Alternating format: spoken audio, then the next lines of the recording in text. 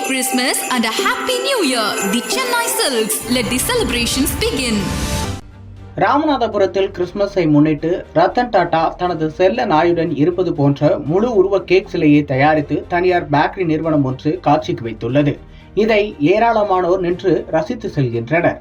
ஒவ்வொரு கிறிஸ்துமஸ் மற்றும் புத்தாண்டு பண்டிகையை ஒட்டி பல்வேறு துறைகளில் சாதனை புரிந்தவர்களின் கேக் சிலைகள் ராமநாதபுரம் ஐஸ்வர்யா பேக்கரி சார்பாக வைக்கப்படுவது வழக்கம்.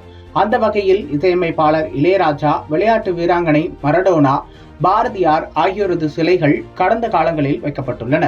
இந்த வருடமும் கிறிஸ்துமஸ் மற்றும் புத்தாண்டையொட்டி தொழில்துறையில் சாதனை புரிந்த திரு ரத்தன் டாடா அவர்களது கேக் சிலை வைக்கப்பட்டுள்ளது. தொழிலில் சாதனை புரிந்தது மட்டுமல்ல, அவரது ஈகை குணம் எல்லோரையும் வேக வைத்தது.